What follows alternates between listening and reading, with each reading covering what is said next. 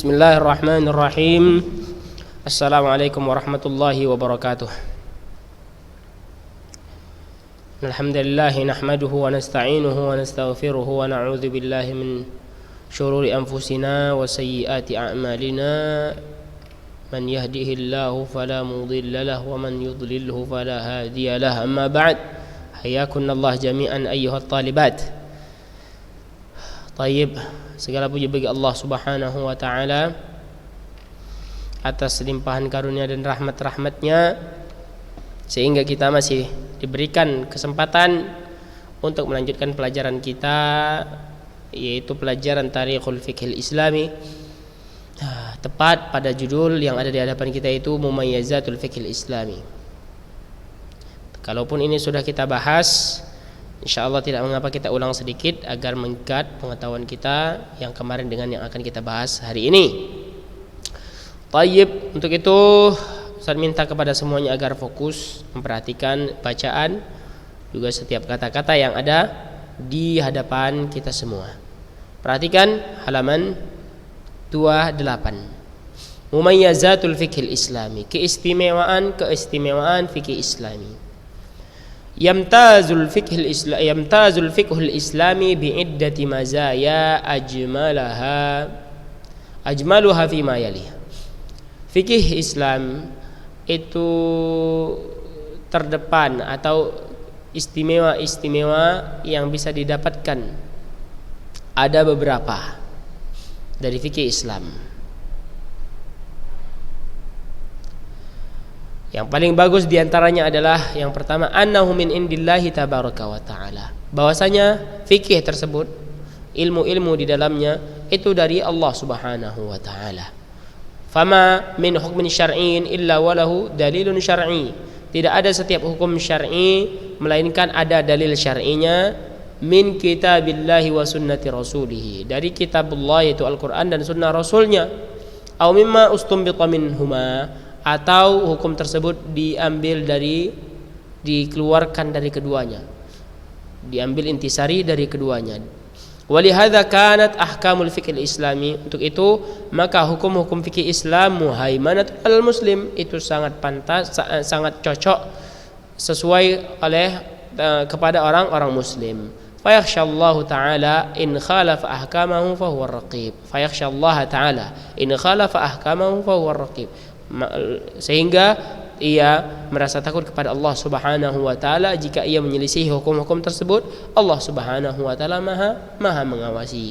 Amma nudhumul bashar, peraturan-peraturan yang dibuat oleh manusia, fatafqudu sultanuha inda ghaflati hurrasiha, maka akan lemah hukum tersebut ketika tidak ada yang mengawasinya, ketika para pengawasnya itu lalai sehingga tidak terjaga. Itulah kekurangan dari hukum-hukum atau peraturan manusia. Adapun peraturan Allah, hukum-hukum Allah Subhanahu wa taala itu akan senantiasa diawasi oleh Allah Subhanahu wa taala. Untuk itu hendaklah seorang muslim itu merasa takut. Ats-tsani, yang kedua di antara keistimewaannya adalah annahu syamilun li jami'i jawanibil hayati sulukiyah wal ibadatil mahdhah wan nawahi al ijtimaiyah wal ahkamil maliyah wal jinaiyati wal qadaiyah, bahwasanya fikih Islam tersebut mencakup seluruh sisi-sisi kehidupan, perilaku, ibadah maupun kemasyarakatan, dan setiap hukum-hukum ekonomi, harta dan kejahatan, dan setiap ketetapan dan ketentuan hukum tersebut. Fahuwa yunazzimu jami'a hayatil insan, dan fikih Islam ia mengatur seluruh kehidupan manusia, fi alaqatihi bi khaliqihi, baik antara hubungannya dengan penciptanya yaitu Allah, au bi nafsi, atau hubungannya dengan dirinya, au bil akharin, atau dengan orang lain. Jadi fikih Islam itu istimewanya ada di situ.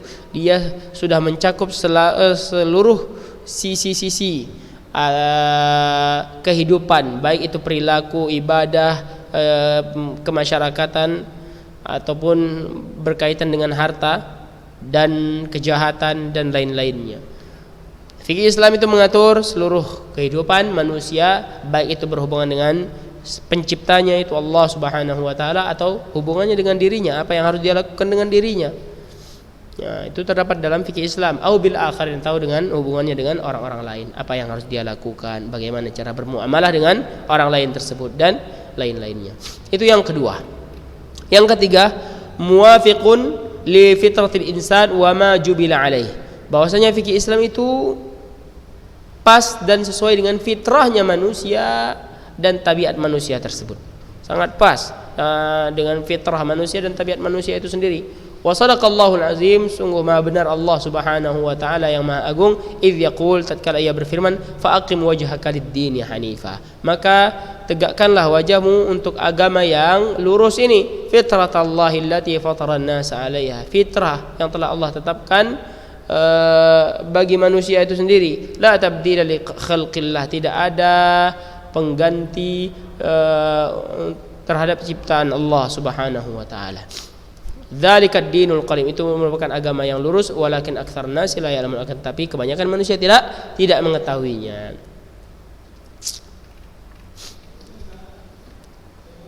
Wad-din yashmalu arkanal iman wal islam wa tashri'al ibadati wal muamalati wa ghairiha. Yashmal arkanal imani wal islami wa tashri'al ibadati wal muamalati wa ghairaha mimma syara'ahu Allah wa hakama bihi mimma yakfulul adla wa yuhaqqiqus sa'adah. Dan agama itu mencakup rukun-rukun iman, juga rukun-rukun Islam, pensyariatan ibadah, bagaimana cara bermuamalah, wa ghairiha, dan selainnya, mimma syara'ahu Allah wa hakama bihi, dari syariat yang Allah tetapkan dan Allah jadikan hukum dengannya, wa mimma yakfulul adla wa yuhaqqiqus sa'adah, yang menjamin keadilan dan yang menetapkan kebahagiaan. Itu yang ketiga dari keistimewaan fikih Islam. Yang keempat, yahullu jami'a mushkilatin nas wa mutatallabatihim al-hayatiyah. Fikih Islam itu bisa menyelesaikan setiap permasalahan manusia dan kebutuhan-kebutuhan kehidupan mereka. Jadi fikih Islam itu bisa memecahkan setiap masalah-masalah yang terdapat pada manusia, baik itu berupa konflik dan lain-lainnya, dan kebutuhan-kebutuhan kehidupan mereka. Fahuwa salihun likulli zamanin wa makan, yang mana fikih tersebut sesuai di setiap makan wa zaman, setiap masa dan setiap tempat. Wa yar'a masalihan nasi jami'an, dan fikih Islam itu senantiasa menjaga maslahat-maslahat manusia seluruhnya. Lidha huwa qabilun linnama'i at-tatawwur. Untuk ini maka fikih Islam itu menerima perkembangan, pertumbuhan. Dia tidak kaku, ya, menerima perkembangan dan pertumbuhan itu. Walaysa makna hadza ihdatsu fiqhin jadid. Bukan makna dari yang kita maksudkan adalah menerima setiap perubahan, modernisasi, pertumbuhan dan lain-lainnya. Ini maknanya bukan berarti fikih tersebut ada fikih baru, enggak. Tidak ada. Bal maknau tajdidul hukmi bitatbiqihi al-waqai' al-mustahdatsah. Akan tapi maknanya adalah memperbarui hukum bitatbiqihi, dengan menerapkannya kepada perkara-perkara yang baru terjadi. Wal amsilah ala dzalika, contoh untuk itu, satati bi syaklin wadhi, akan datang dengan bentuk yang jelas, fi manhajil khulafa'ir rasyidin, di dalam manhajnya al-khulafa' ar-rasyidin, fi istinbatil ahkamil fiqhiyah, di dalam mengambil kesimpulan dari hukum-hukum fikih, fil fasli tsani, di dalam semester kedua insyaallah. Itu jelas keunggulan yang sangat besar dari fikih Islam.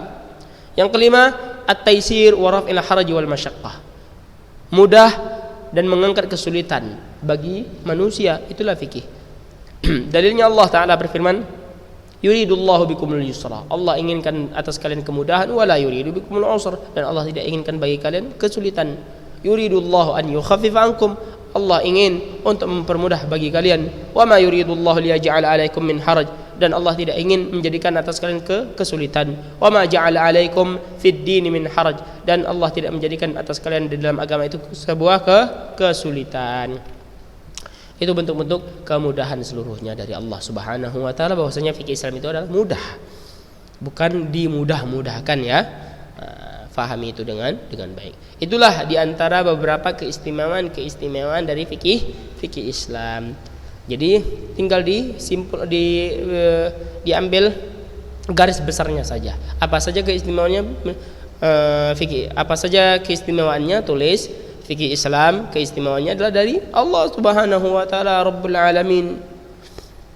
Itu yang pertama. Yang kedua, dia mencakup seluruh sisi-sisi kehidupan, baik perilaku, ibadah, muamalah, ijtimaiyah, perkumpulan, ataupun tentang keekonomi, harta dan kejahatan. Itu semuanya dibahas dalam fikih Islam.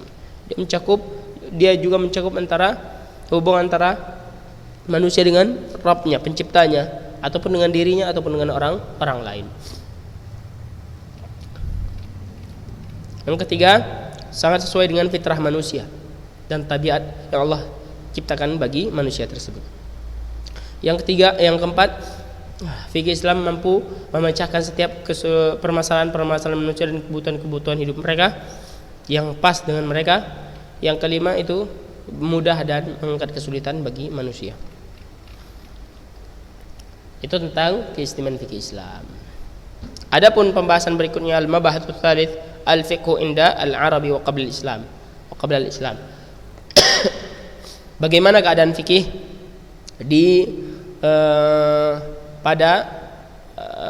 terdapat dengan orang Arab, fikih yang ada pada orang Arab dan sebelum masa Islam. Bagaimana? Perhatikan kitabnya. Lam yakun indal arabi qabla al-islam saltatun tashri'iyatun tusannu lahumul qawanin wal anzimah. Tidak ada terhadap bangsa Arab sebelum datangnya Islam sebuah kekuasaan syariat. Tidak ada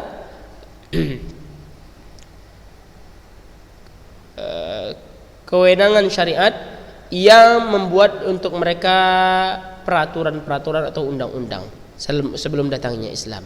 Bal sadat al-adat wa taqalid. Akan tetapi sangat erat, sangat tinggi kebiasaan-kebiasaan serta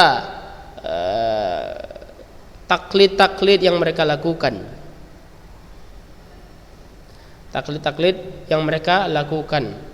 Maksudnya mengikut orang-orang terdahulu saja. Tidak ada peraturan khusus di dalam bangsa Arab sebelum datangnya agama Islam. Yang ada budaya-budaya, kebiasaan-kebiasaan yang mereka ikuti dari orang-orang terdahulu mereka. Wa kana lil urfi akbarul athar. Dan yang paling besar pengaruhnya itu adalah kebiasaan. Yang paling besar pengaruhnya kepada orang Arab itu adalah kebiasaan mereka. Al-awwalan. Perhatikan yang pertama, fa fi umuril ahwali syakhsiyah au qanunul usrah.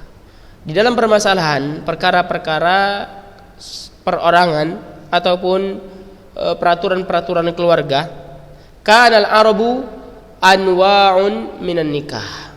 Kanal arab anwa'un minan nikah. Bahwasanya orang-orang Arab tersebut memiliki jenis-jenis pernikahan. Beberapa jenis pernikahan. Perhatikan, wara al-Bukhari bi sanadihi, Imam al-Bukhari dengan sanadnya an Urwah bin Zubair, dari Urwah bin Zubair, anna Aisyah zauj Nabi sallallahu alaihi wasallam akhbarathu. Bahwasanya Nabi sallallahu alaihi wasallam bahwasanya Nabi sallallahu alaihi wasallam mengabarkan kepada istrinya Aisyah, kepada istrinya yang tercinta itu Ibunda Aisyah radhiyallahu anha, anan nikah fil jahiliyah, bahwasanya nikah ketika masa jahiliyah kana ala arba'ati anha. Bahwasanya nikah di zaman jahiliyah itu ada empat jenis. Fa nikahun minha nikahun nasil yaum. Yang pertama, nikahnya mereka itu seperti nikahnya manusia pada hari ini. Yaktubur rajula ila rajul waliyatahu au ibnatahu fayusdiquha thumma yanqihuha. Laki-laki melamar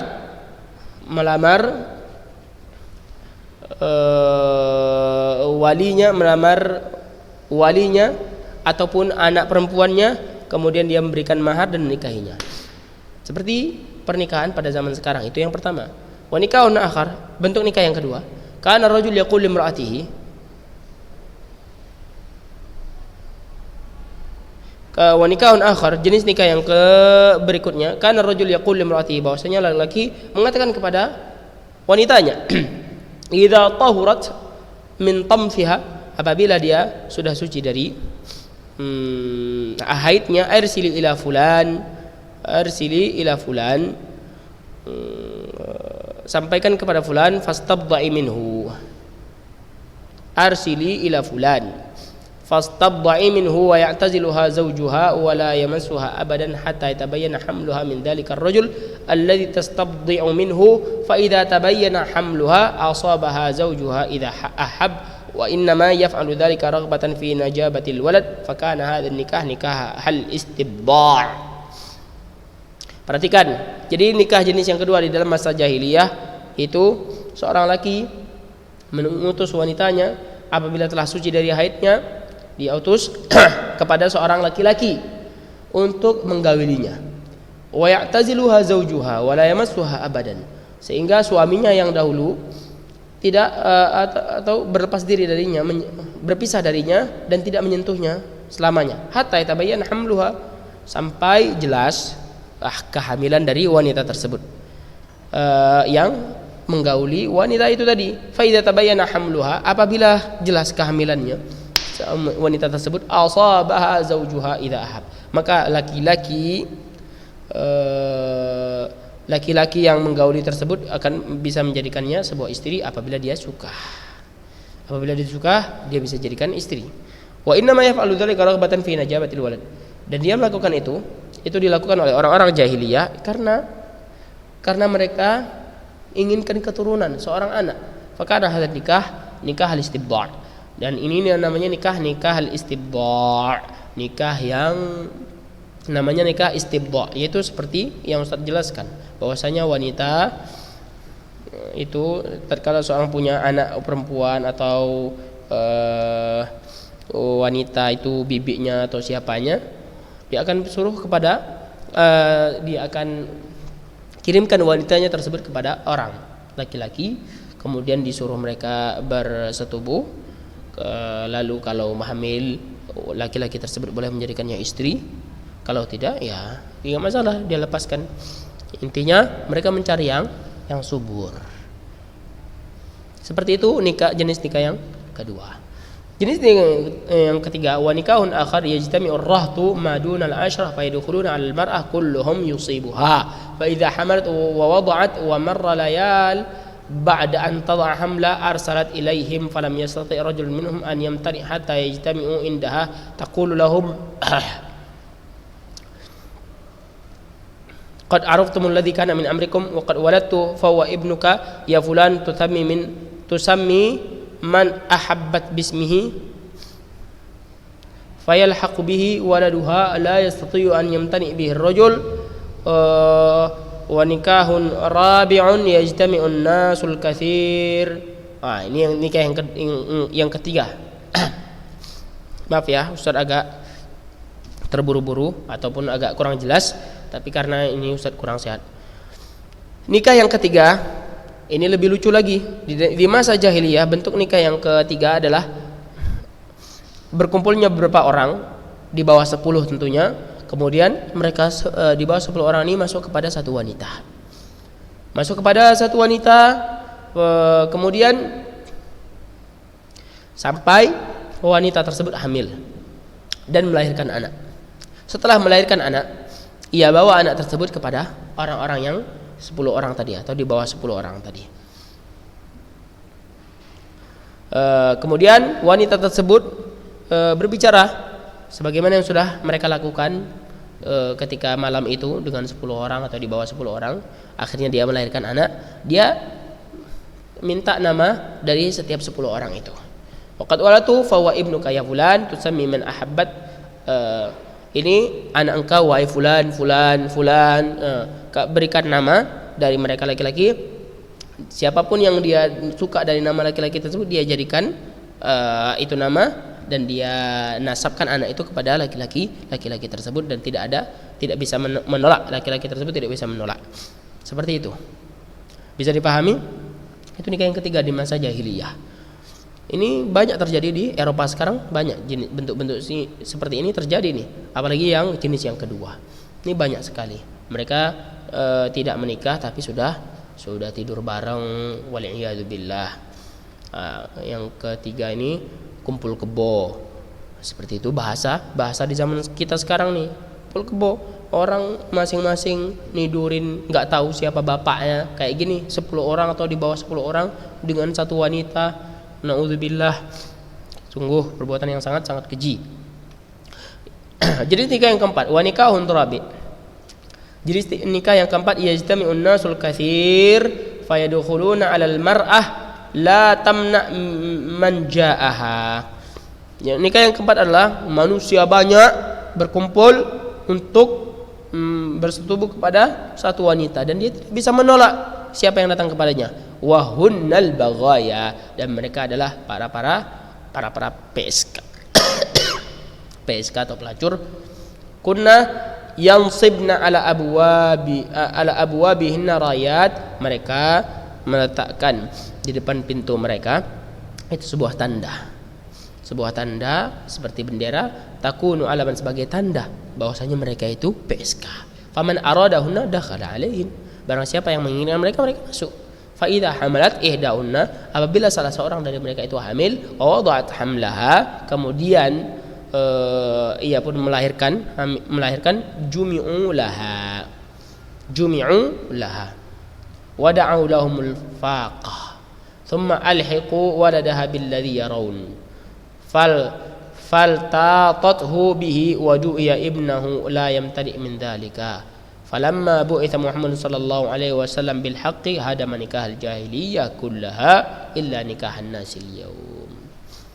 Ya, jadi jenis yang keempat ini ya seperti PSK pada zaman sekarang, akan tapi ketika itu mereka menerapkan sebuah tanda di depan rumah mereka bahwasanya mereka itu PSK. Apabila mereka mau, mereka masuk. Fa idza hamal, ketika mereka hamil dan melahirkan, jumi'ulah wada'u lahumul faqah.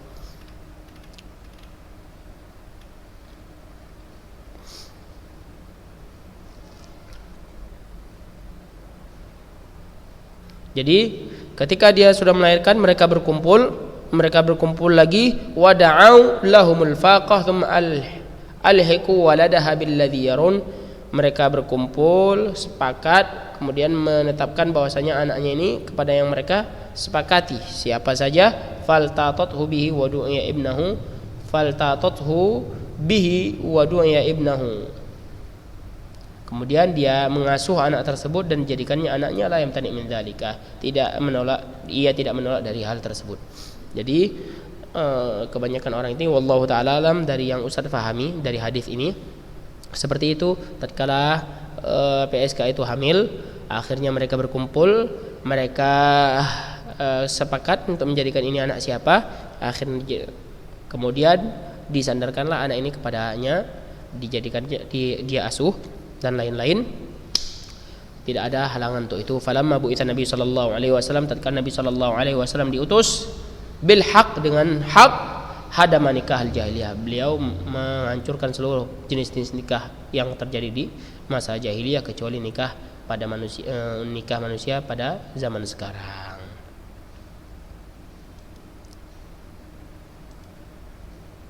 Ya, demikian.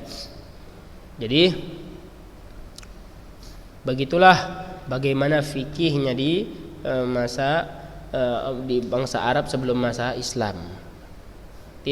Sebenarnya tidak ada aturan khusus, aturan tertentu, undang-undang tertentu, akan tapi yang banyak pengaruhnya kepada mereka itulah kebiasaan orang-orang terdahulu ya, masa jahiliyah.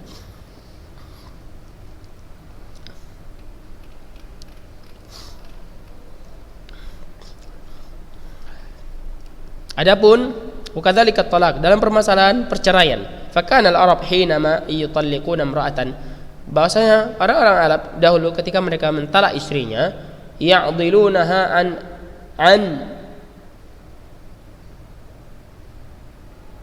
mereka menahan istrinya, ya'dilunaha an tankiha zawjan akhar,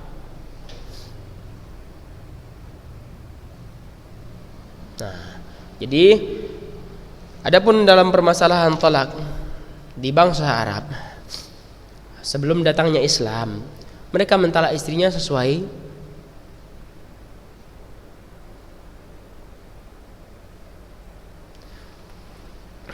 tunggu sebentar.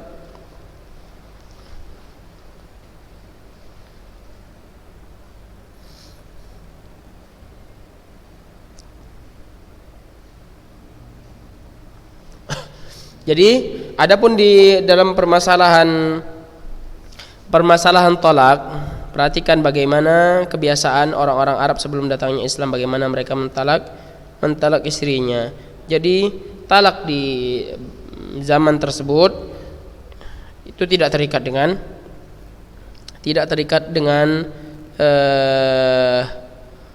jumlah tertentu.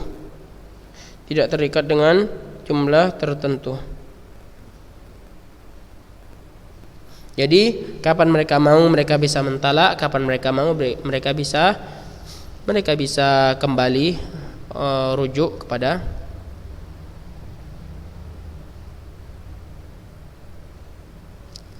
wanita tersebut.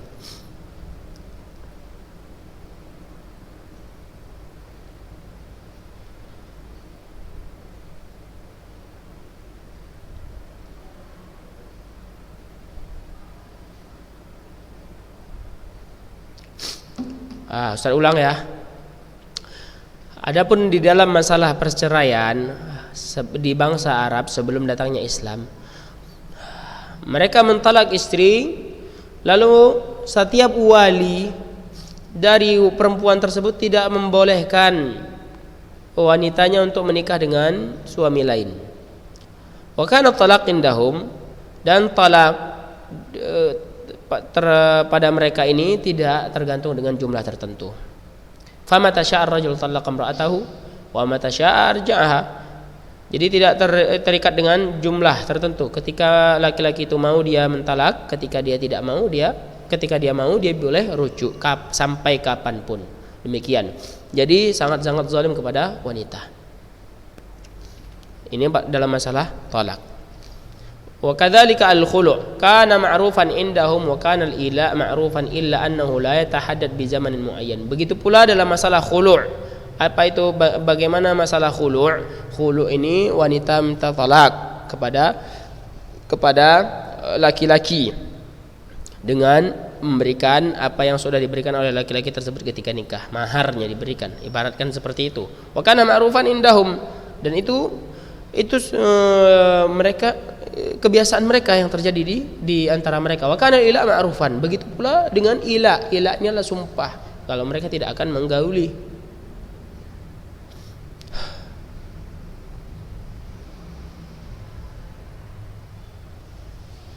Mereka bersumpah untuk tidak menggauli istrinya. Ini juga biasa di kehidupan mereka. Illa annahu la yatahaddad bi zaman muayyan, akan tapi itu semua tidak terikat dengan waktu tertentu. Qad aqarrahu al-Islam walakin haddadahu bi arba'ati ashhur. Islam telah menetapkannya, akan tapi dibatasi dengan 4 bulan. Idza madad dun an yaqrab ar-rajul idza madad duna an yuqarrib ar-rajul zawjatahu waqa'atil furqa bainahuma. Apabila telah lewat dari batas tersebut, sudah lewat dari batas 4 bulan ini, maka telah jelaslah perpisahan antara kedua suami istri tersebut. Kama anna adh-dhihar indahu ma'rufan, begitu pula dengan permasalahan zihar. Ini dalam permasalahan fikih ini seluruhnya. Khulu', ila, zihar, ini permasalahan fikih indahu ma'rufan, juga biasa di kalangan mereka. Waqad harramahul Islam, akan tapi Islam mengharamkannya. Wa aujaba fihi al-kafarah, Islam mewajibkan atas mereka kafarah yang melakukan zihar tersebut. Idza arada an yarji'a ila zaujati, jika ia ingin kembali kepada istrinya. Jadi apa itu zihar Ustaz, apa itu khulu, apa itu ila? Ini kalau antum ingin tahu, ingin jelas, ini ada di pelajaran fikih, boleh bertanya kepada ustaz fikihnya dan siapapun yang mengajarkan fikih, atau cari sendiri juga boleh.